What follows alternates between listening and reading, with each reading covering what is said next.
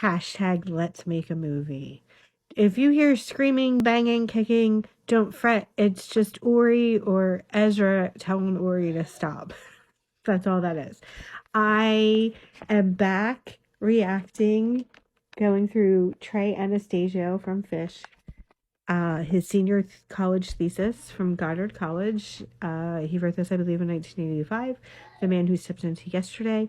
We, as Fish fans, refer to it as the story of Gamehenge. So, for real, it's movie time, yo. Okay, but this is funny that I had to say this firstly. I have older ones. Go back. It's the same banner that I put on this one, the same red one on that. Yeah, I did Wilson. And okay. This is page 6.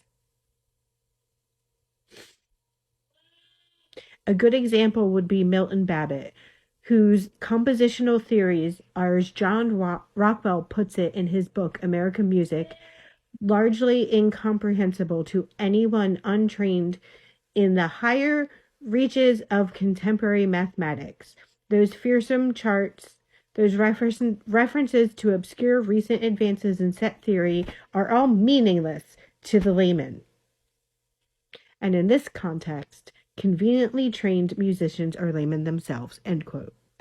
Dude, the funniest thing is that reading this, I got lost in the math part of it all. That by the time I got to the end, I was like, oh, thank goodness that I'm a layman and it doesn't matter that I don't need to understand what the fuck he's talking about.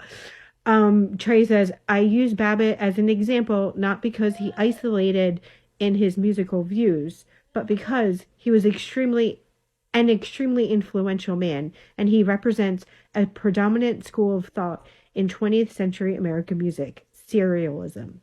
Serialism is basically a reaction against traditional Western harmony. And he goes on to talk about that. Dude, the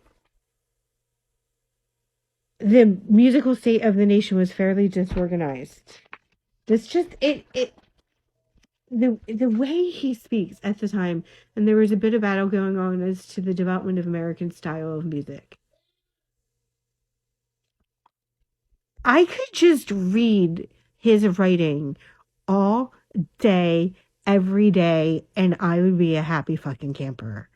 So I was going to do more on this one TikTok, but evidently that's all I had time for. So I'll be back with more.